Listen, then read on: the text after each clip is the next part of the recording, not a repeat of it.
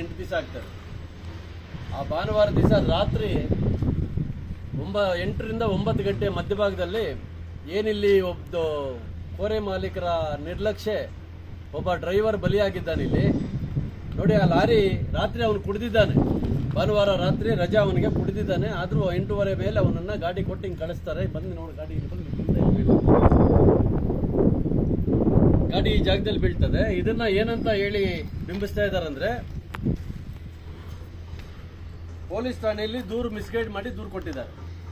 Accident ಅಂತ. ಎಲ್ಲಿ accident ಆಗಿದೆ, ಯಾವ ಗಾಡಿ ಬಂದು ಗುದ್ದಿದೆ, ಯಾವ ಗಾಡಿ ಇದಾಗಿದೆ, ಅವನು ಆ ಸಮಯದಲ್ಲಿ ಕೆಲಸ ಮಾಡುವಂತ ಸಮಯನ ಅವನು ಕುಡಿದು ಮಲಗಿರ್ತಕ್ಕಂಥವ್ನು ಎಬ್ಬಿಸಿ ಆ ಗಾಡಿಯಲ್ಲಿ ಕಳಿಸಿರ್ತಕ್ಕಂಥದ್ದು ನೋಡಿ ಎಲ್ಲೋ ಆಕ್ಸಿಡೆಂಟ್ ಆಗಿದೆ ಅಂತೇಳಿ ಪೊಲೀಸ್ನವರಿಗೆ ದಿಕ್ಕಪ್ಸುವಂತ ಕೆಲಸ ಮಾಡಿ ಅವ್ರ ಕಡೆಯಿಂದ ಬೇರೆ ರೀತಿ FIR ಮಾಡಿಸಿರ್ತಕ್ಕಂಥದ್ದು. ಇವತ್ತು ಅವನು ಹೊರ ರಾಜ್ಯದವನು ಅನ್ನೋಂಥ ಕಾರಣಕ್ಕೆ ಇಲ್ಲಿ ಸ್ಥಳೀಯರು ಅವರಿಗೆ ಏನೋ ಒಂದಷ್ಟು ಕಾಂಪನ್ಸೇಷನ್ ಕೊಡ್ತೀವಿ ಅನ್ನೋ ರೀತಿಯಲ್ಲಿ ಏನೋ ಮಾತಾಡಿದ, ಅದಕ್ಕೆ ಮಾಹಿತಿ ಇಲ್ಲ. ನಾವು ಪೊಲೀಸರು ದೂರು ಕೊಟ್ಟಿದ್ದೀವಿ ಇವತ್ತು. ಆ ಮಾಹಿತಿ ಆ ರೀತಿ ಹರಿದಾಡ್ತಾ ಇದೆ. ಏನೇ ಆದ್ರೂ ಮೈನ್ಸ್ ಅಂಡ್ ಜಿಯಾಲಜಿಸ್ಟಲ್ಲಿ ಏನು ಟೈಮಿಂಗ್ಸ್ ಇದೆ, ಕೋರೆ ಸಮಯ, ಯಾವ ಸಮಯದಲ್ಲಿ ಕೆಲಸ ಮಾಡಬೇಕು, ಯಾವ ಸಮಯದಲ್ಲಿ ಕೆಲಸ ಮಾಡಬಾರ್ದು ಅಂತ ರಿಸ್ಟ್ರಿಕ್ಷನ್ಸ್ ಇರ್ತದೆ. ಅದನ್ನ ಎಲ್ಲ ಗಾಳಿಗೆ ತೂರಿ ರಾತ್ರಿ ಹಗಲು ಕೊರಿಯುವಂಥದ್ದು ಎಲ್ಲಿ ಯಾವತ್ತೂ ಏನು ಟೈಮಿಂಗೇ ಇರಲ್ಲ.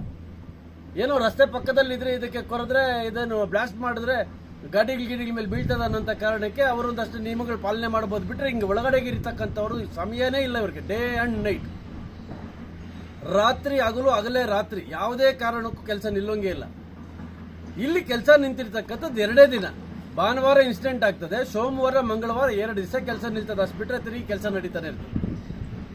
ಹಾಗಾಗಿ ಇಲ್ಲಿ ಏನು ಈ ಹೊರ ರಾಜ್ಯದ ಒಬ್ಬ ಮೃತ ಚಾಲಕನ ಪರವಾಗಿ ಇವತ್ತು ನಮಗೆ ಬಂದಂತ ಮಾಹಿತಿ ಆಕ್ಸಿಡೆಂಟ್ ಅಲ್ಲ, ಇದು ಏನು ಕೋರೆ ಮಾಲೀಕರ ಮಾಡಿರ್ತಕ್ಕಂಥ ಒಂದು ಧೋರಣೆಯಿಂದ ಆಗಿರತಕ್ಕಂಥ ಇನ್ಸಿಡೆಂಟು. ಕೋರೆ ಮಾಲೀಕರ ವಿರುದ್ಧವಾಗಿ ಅಥವಾ ಇಲ್ಲಿ ಮ್ಯಾನೇಜ್ಮೆಂಟ್ ಮಾಡೋರ ವಿರುದ್ಧವಾಗಿ ಕಾನೂನು ಕ್ರಮ ತಗೋಬೇಕು ಅನ್ನೋಂಥ ವಿಚಾರ ಮುಂದೆ ಇಟ್ಕೊಂಡು ಠಾಣೆಯಲ್ಲಿ ದೂರು ಕೊಟ್ಟಿದ್ದೀವಿ. ನಾವು ದೂರು ಕೊಟ್ಟು ಬಂದಿದ್ದೀವಿ. ಇಲ್ಲಿ ನೋಡಿ, ಇಲ್ಲಿ ಕಾಣ್ತೈತೆ ಎಷ್ಟು ಉದ್ದ ಇದೆ ನೋಡಿ ಗಾಡಿ ಬಿದ್ದಿರ್ತಕ್ಕಂಥ ಪೀಸುಗಳು. ಅಂದ್ರೆ ಗಾಡಿ ಬಿದ್ದಿದೆ ತಡ, ಪೊಲೀಸ್ನವರು ಮಾಹಿತಿ ಇಲ್ಲ, ಗಾಡಿನ ಸೀಸ್ ಮಾಡಿಲ್ಲ, ಗಾಡಿ ಎಲ್ಲಿದೆ ಅಂತ ಗೊತ್ತಿಲ್ಲ. ಗಾಡಿ ಇದು ನೋಡಿ, ಆ ಗಾಡಿ ಇನ್ನೇನೂ ಕುರುಹುಗಳಿಲ್ಲ. ಇದನ್ನ ಎಲ್ಲಿ ಏನಾಗಿದೆ ಅನ್ನೋಂಥದ್ದನ್ನ ಬಿಂಬಿಸಿದೆ ಸುಳ್ಳು ಮಾಹಿತಿ ಕೊಡೋದಕ್ಕೋಸ್ಕರ ಇಲ್ಲಿ ಕೋರೆ ಮಾಲೀಕರು ಬಹಳ ಬುದ್ಧಿವಂತಿಕೆಯಿಂದ, ಪೊಲೀಸ್ನವ್ರು ಬುದ್ಧಿವಂತರು ಅಂದ್ರೆ ಪೊಲೀಸರಿಗಿಂತ ಅತಿ ಬುದ್ಧಿವಂತರು ಅನ್ನೋಂಥ ರೀತಿಯಲ್ಲಿ ಗಾಡಿ ಬಿದ್ದಿರೋದ ಕಡೆ ಏನೂ ಸುಳಿವು ಹಿಡಿದೆ. ಇವ್ರು ಏನು ಹೇಳಿದ್ರು ಅದನ್ನ ಕೇಳಬೇಕು. ಯಾಕಂದ್ರೆ ನಂಬಲೇಬೇಕಿನ್ನು ಪೊಲೀಸ್ನವ್ರು. ಯಾಕಂದ್ರೆ ಅಲ್ಲಿ ಬಂದಿರ್ತಾರೆ, ಮಾಜರ್ ಮಾಡ್ತಾರೆ, ನೋಡ್ತಾರೆ ಅನ್ನೋದಾದ್ರೆ ಏನಾಯ್ತು ಅನ್ನೋದು. ಇಲ್ಲಿ ಆಕ್ಸಿಡೆಂಟ್ ಅಂತ ಹೆಂಗೆ ಆಗ್ತದೆ?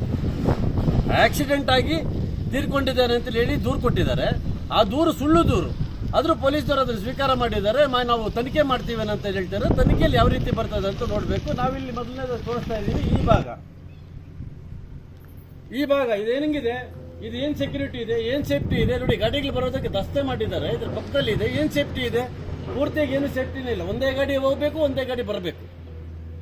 ಒಂದು ಗಾಡಿ ಇಲ್ಲದೆ ನನ್ನ ಗಾಡಿ ಬರೋಕ್ಕಾಗಲ್ಲ. ಗಿಟಾಚೆಲ್ಗೆ ಅಲ್ಲಿ ಲೋಡ್ ಮಾಡ್ತಾ ಇರ್ತಕ್ಕಂಥದ್ದು, ಅಷ್ಟೊತ್ತಲ್ಲಿ ಲೋಡ್ ಮಾಡಿಸಿರ್ತಕ್ಕಂಥದ್ದು, ಆ ಲೋಡ್ ಸಮೇತ ಈ ಕಡೆ ಬಿದ್ದಿರ್ತಕ್ಕಂಥದ್ದು.